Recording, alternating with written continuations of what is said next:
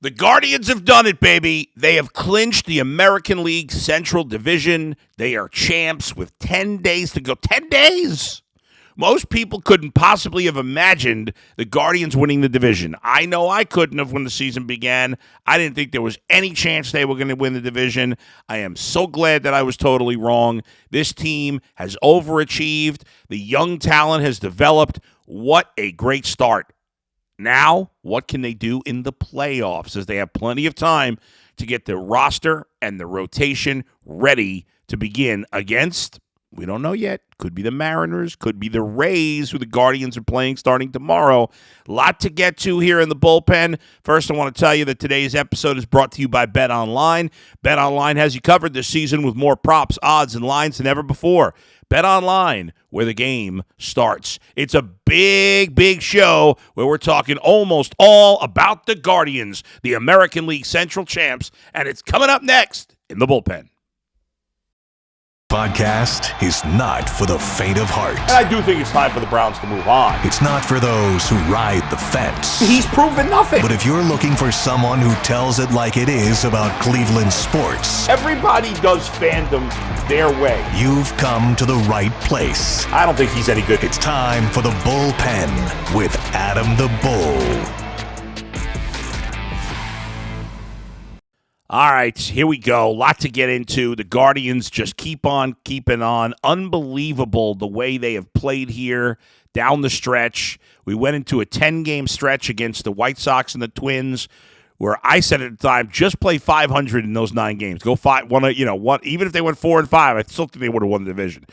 Hopefully go 5-4, maybe go better, who knows. They lost the first game of that 9-game stretch to the White Sox and then won 7 of the next 8. Followed it up with a 3-game weekend sweep of the Texas Rangers in Texas. And the Guardians come home, day off today, final 9 games of the season. All they have to do is get guys ready. We'll get one more start. Actually, no, that's not true. 2 more starts for all the top 3 guys who will go in the playoffs. The Guardians have to decide if they're going to use a 4th starter in the postseason, which even though I don't love Savali or Plesac, who probably will be back here some point soon, I don't trust either of them in the playoffs, but I don't like pitching guys on 3 days rest, especially Bieber and McKenzie. I don't think it's a good idea. That's really Francona's toughest decision. Maybe some of the last roster spots on the postseason roster. We'll get more into that next week, but Tristan McKenzie, and they flipped the rotation. It's going to be Bieber pitching tomorrow and then McKenzie, obviously because when the playoffs start, they want Bieber to pitch game 1, McKenzie to pitch game 2, which makes sense. Makes complete sense because Bieber's the ace. And McKenzie's had just as good a season. The two of them have been great, both of them. But Bieber's the vet. He's the ace. You got to go with him in game 1. Makes sense. Good call by Francona there. Not surprising. So you get one final playoff tune-up against Tampa Bay before the 6 games against Kansas City. So you go Bieber and McKenzie. Quantrill pitched the first game of Quantrill actually pitched 2 games in the same series against Kansas City. He'll pitch the first game Friday and then the last game of the regular season next Wednesday before the playoffs start. They might maybe I wonder if they should probably move. They'll probably adjust that rotation if they haven't already, actually. They'll probably have Quantrill. It would make sense to have him pitch the Thursday game against Tampa because that would be enough. Sunday, Monday, Tuesday. Yeah. That'll be enough rest. Have Quantrill go Thursday. This way he's going Tuesday, and he'll be on full rest, I believe, for the start of the playoffs. But the bottom line is the Guardians kept doing what they had to do over the weekend. They've now won 7 in a row, 10 of 11, 15 of 17, 17 of 20. I mean, they are just playing. Remember, they had that 5-game losing skid in that Baltimore, and then they got swept by Seattle. And, we talked earlier in the year how the team's up and down. But let's go back. The Guardians in early August lost the first 2 games of a series against the Astros. Remember, they got pummeled in those games. They lost 6-0 and 9-3. After that second game on August the 5th, the Guardians were 54 54 and 52. Just 2 games over 500 at that point. And they had not, the second half of the season, they had not gotten off to a great start. Well, since losing that second game of the Astros series on August the 5th, where they were 2 games over 500, 54 and 52, they've since gone 32 and 15. So the Guardians have won 32 and 15, 32 of 47 games here since the first week of August. They've played and that was with a 5-game. And you think about that, within that stretch, they lost 5 in a row and 8 of 10. So from August 25th to September 4th, mostly to the Mariners, they lost 8 of 10. And then the rest of the time since August 5th, they've gone 30 and 7. I mean, outside of that 10-day stretch in late August through the first few days of September, they have been absolutely phenomenal. Long winning streaks. They keep it going here. They're likely going to win 90 games. Now, you'll see some interesting lineups here. You're going to get some guys some rest. Jose, I bet, will get a couple days off here in the final 9 games. Some of these other guys that have been playing a lot. You wonder if the Guardians will. It wouldn't surprise me if they brought up a third catcher for these last 9 games to maybe give Hedges and Maley, just play them as little as possible in these last 9 games. Maybe just so have a third catcher in the mix for a couple games to give guys rest. I think a lot of these guys that have been playing almost every day, whether it's Rosario or Jimenez, certainly Ramirez, I think we'll see some of these guys. But, listen, you got to find the balance here as you head towards the playoffs. Who would have thought you'd have to worry about, like, in the beginning of the year, if you would have said to us, most people, the Guardians will be in the mix the final week, you would have signed for it. And now it's over with 10 days to go in the season. The Guardians really have nothing to play for beyond pride, which they have plenty of. And that's it, because there's in these last 9 games, there's really they are the 3 seed. There's nothing realistically that could change that. I mean, technically, it is mathematically possible that they could finish ahead of the Yankees for the 2nd seed, but it's not realistic. They're 8.5 games behind the Yankees. I guess they would have to pretty much win out, and the Yankees would have to lose out. So that's not realistic. That's not going to happen. So they are just pretty much locked into that 3 seed, and so nothing's going to change that. They will host the first round of the playoffs, the best of 3. Who they're going to host, we have no idea. The Mariners right now, and for a while, the Mariners have been the team that the Guardians would play if the season ended today. But we've got 9 games left, and none of those wildcard teams are playing great baseball right now. Toronto's lost. They've won their last 2, but they had lost 8 of 10 before that. 6 of 8 before that. Tampa's lost 6 of their last 10. Seattle's lost 7 of the last 10, and they're dealing with some injuries. So, you got the Guardians streaking. The division winners are all playing well. The Yankees, who are not playing great for most of the second half, have caught fire here lately. They've won 7 in a row. The Guardians have won 7 in a row. The Astros have won 7 of 10. And then, could Baltimore come up? But, they've lost 6 of 10 also. They're 4 games back of Seattle. Unlikely to catch them there. So you look at the schedules, Toronto's got a 2.5 game lead out of the 6th spot, so they probably won't end up there, but it's only 2 games in the loss column. So obviously Tampa Bay's got to play the Guardians. If it were up to me, I know you pick your poison, right? I kind of like the idea of playing Toronto, even though they've clearly got the best lineup of the 3 teams between Tampa, Toronto, and Seattle. That's been my opinion for a while, although Seattle's got some major problems in their lineup right now. Their best player, Julio Rodriguez, is hurt. I don't know if he's going to be back for the playoffs. But the Mariners have the best pitching. The Mariners and the Rays have the pitching to compete with the Guardians. They do. Now, I think well, not I think. I know the Guardians have a better pen than both Tampa Bay and Seattle, but it's close. And those teams both have really strong rotations that are right there with Cleveland. In fact, Tampa and Seattle have allowed less runs this year than the Guardians. Not by a ton, but they've allowed less. But the Guardians have scored more runs than both Tampa and Seattle. And Toronto's a different story. Toronto's got a much better lineup than the Guardians, the Tampa Bay, and Seattle, but they're pitching not close. Toronto, it's got one really good starter, a second solid starter, not much after that. I don't like their bullpen, although the closer Romano's done a nice job, but I don't like their bullpen. I think the Guardians would have an edge in that series. But in the end, these are all tough teams. I mean, they're all good teams. They're all at least 14 games over 500. Guardians, by the way, are a season-high 19 games over 500. I remember a couple of weeks ago saying, hey, the Guardians could win 90 games. Now it seems like a foregone conclusion. All they have to do is go 4-5 in their last 9 games to win 90. They win out, they'll win 95. So it's been a magnificent, magnificent season for the Guardians. And it'll be interesting to see what decisions are made for the final roster spots for the postseason. In terms of the pitching staff, in terms of the lineup.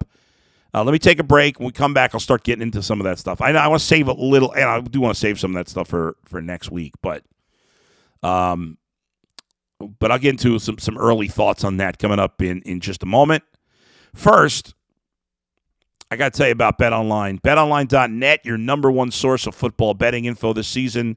Find all of the latest player developments, team matchups, news, podcasts, and in-depth articles and analysis on every game you can find. And as always, BetOnline remains your continued source for all your sports wagering information with live betting and up-to-the-minute scores for every sport out there. The fastest and easiest way to check in on all your favorite games and events, including MLB, MMA, boxing, and golf. Head to betonline.net. Use your mobile device to learn more. BetOnline, where the game starts.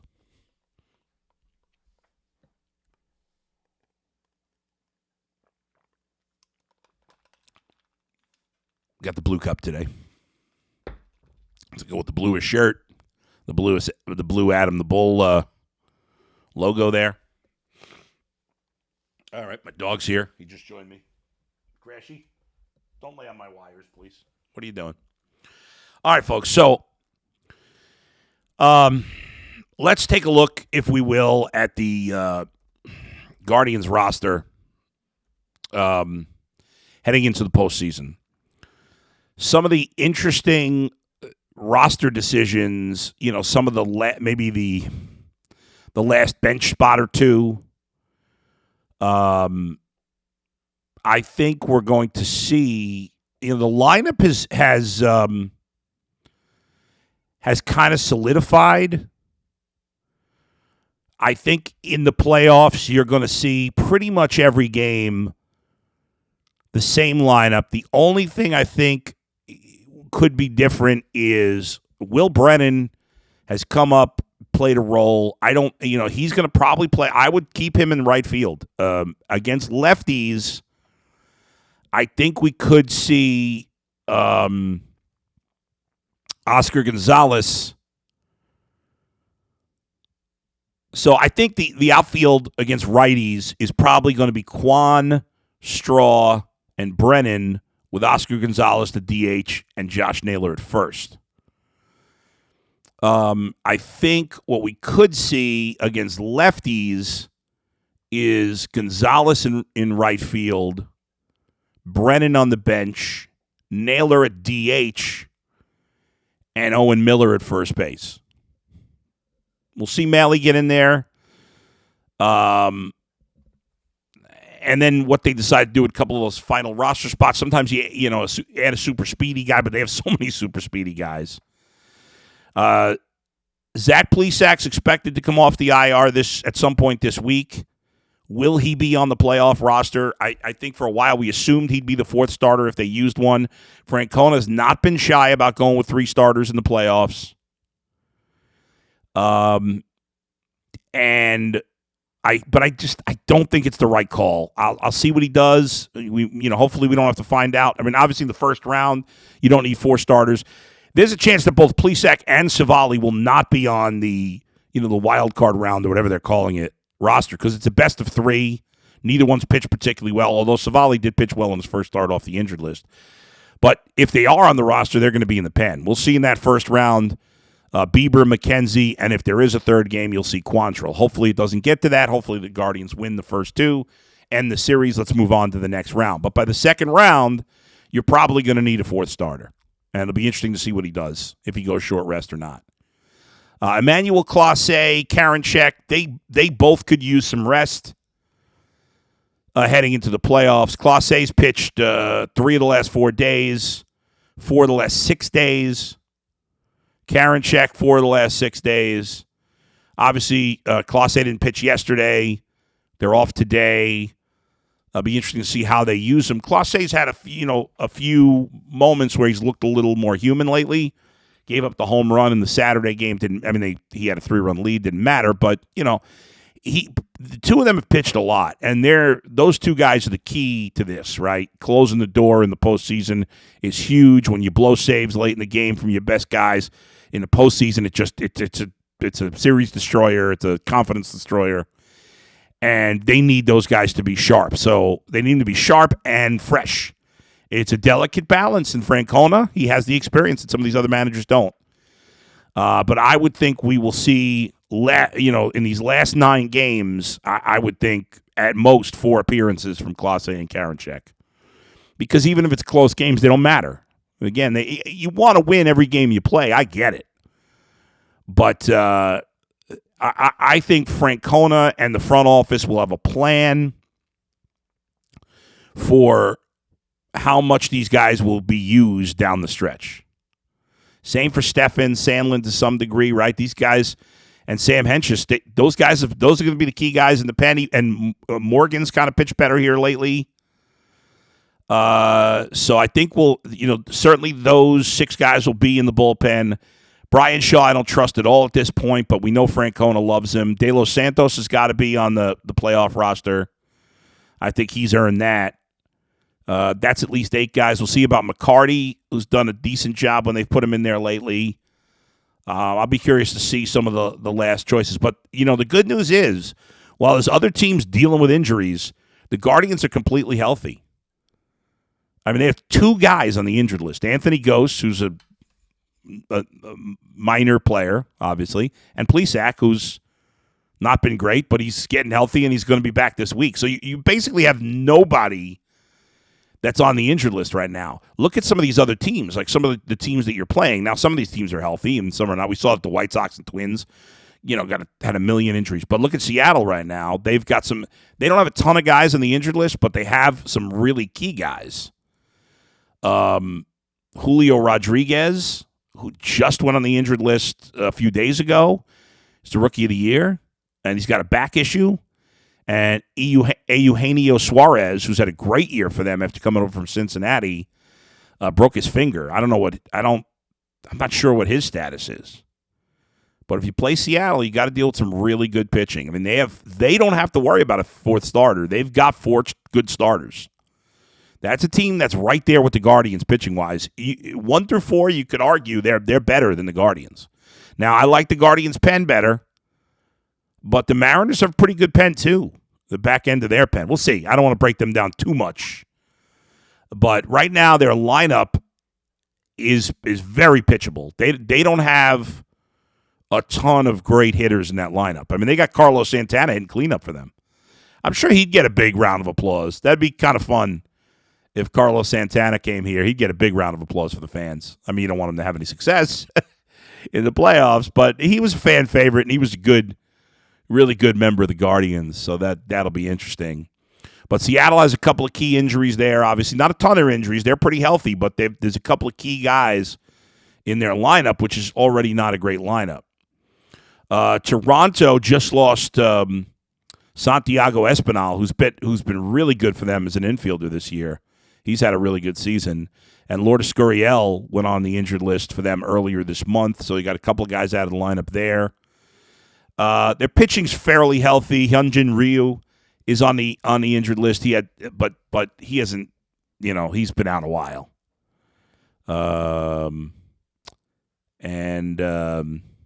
That's it. So they're fairly healthy. They lost. No, he's back. Yeah, Ross Stripling's back. And then finally Tampa Bay, who they always seem to have a million guys, but everybody they put in their pitching staff seems to do well. Offensively, let's see. Brandon Lowe just got hurt. Tyler Glasnow, who's a really good starting pitcher, has been hurt all year. But I think, you know what? I thought he was going to. They were trying to bring him back, but I think he had a setback. They got a couple of decent arms in the pen that are out. They actually got like 12 guys on the injured list, but not a ton of important guys. So the teams, interestingly, not surprising, these teams are all fairly healthy. But the Guardians have no key injuries at all. Like some of these other teams at least have one or two guys that you're like, wow, they could use him. He would help, especially the Mariners with those two of their best bats. I mean, Rodriguez is their best hitter, and Suarez has been one of their best hitters. So that's two big losses for the Mariners. The Guardians don't have that. I mean, knock on wood. There you go. Knock on wood. The Guardians don't have any key injuries. They have no injuries, essentially. Certainly no important injuries. So they're in a great position, and we've seen other years, obviously 2016, where they made their great run, where the Guardians have come into the postseason injured or gotten injured during the playoffs, and hopefully this is their year to stay healthy here, because they've been snake bit by injuries at times, and right now they're not, and they're in great shape. Hopefully, going to finish 20 games over 500. They've got to end. I hope this team won't worry about it. We do know that the Guardians have lost 8 straight playoff games, as the Indians, of course. Remember, obviously, they blew the 3-1 lead in the World Series in 2016. Then in 2017, they played the Yankees in the ALDS, which was to me a better team than the team that lost in the World Series. They shut out the Yankees. Bauer pitched a great game, and Bauer has not had a lot of success in the postseason, but he pitched a great game, if you remember, in Game 1 against the Yankees in 2017. They won that game. The second game, which was also in Cleveland, it was a wild 13-inning affair, and the Guardians won it 9-8. It was a crazy game, and you thought, okay, this team had gone to the World Series the year before. They win a wild 13-inning game. They had a huge winning streak late in the season. They won over 100 games. No problem. They'll win one of 3, and obviously it didn't happen. They lost that 1-0 game in Game 3, and then got outscored by the Yankees 12-5, and that's been it. So since winning that 13-inning wild game in Game 2 of the ALDS in 2017, the Guardians have lost 8 straight playoff games and 13 of 15 overall. They've got to get off the schneid here, and we'll see if they can get it done. This is they've actually gone 2 of the last 3 years without the playoffs. The 2 full seasons they haven't made the playoffs, even though they did win 93 games in 2019, but fell short. And last year, obviously, a bad season at 80 and 82. But they're having a magnificent year. They're going to win 90-plus games. They're division champs for the first time since 2018, when they had won 3 straight division titles. They're completely healthy. The only legitimate question mark that I have with this team. Now, we could argue that obviously the Blue Jays have a better lineup top to bottom, and the Astros have a better roster top to bottom. But you compare the Guardians roster, and I believe it compares favorably with every team. Now, Houston's the better roster. They're the best roster. They're the best team in the American League. But we don't even know if the Guardians are going to play them. And even if they do, the better team doesn't always win. But I think the Guardians roster is just as good, if not better, than Toronto, Tampa, Seattle, and the Yankees. I believe that. I really do.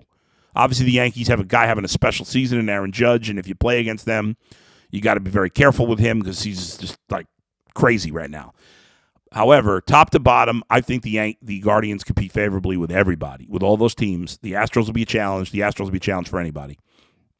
But I think the Guardians have a shot. I do believe they're going to end this losing streak. I do believe they're going to win in the first round of the playoffs.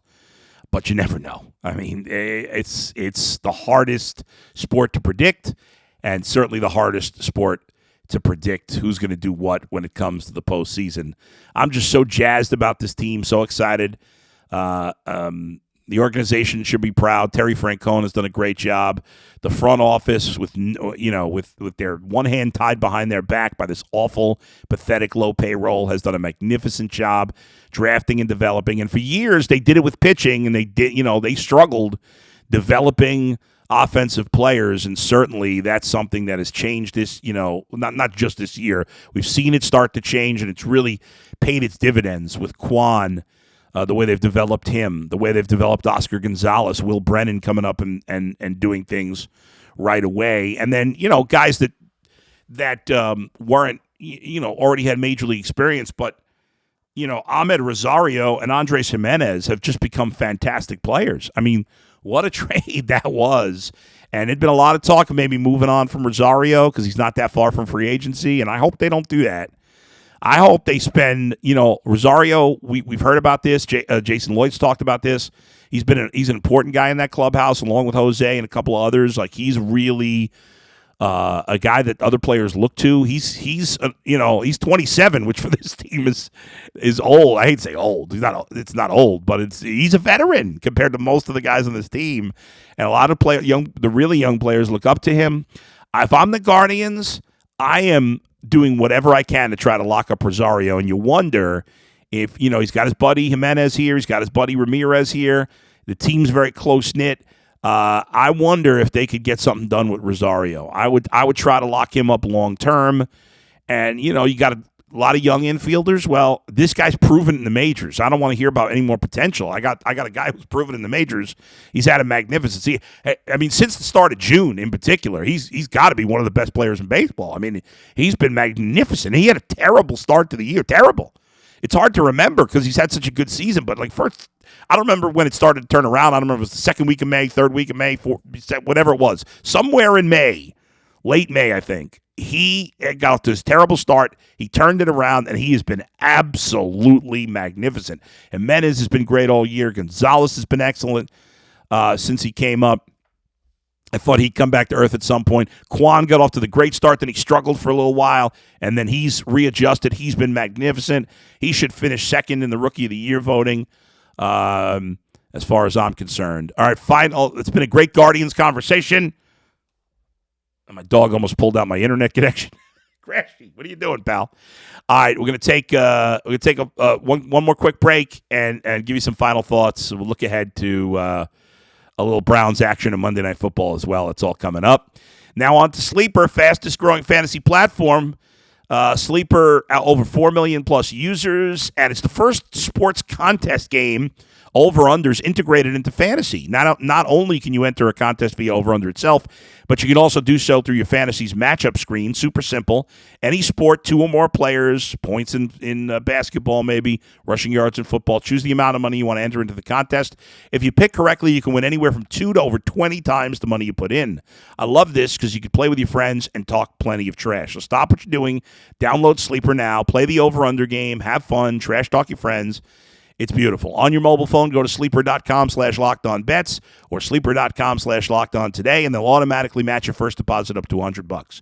Again, that's sleeper.com/lockedonbets, sleeper.com/lockedon today. You'll get a $100 match on your first deposit, up to a $100 match. Terms and conditions apply. See Sleeper's terms of use for details. All right, final thoughts here.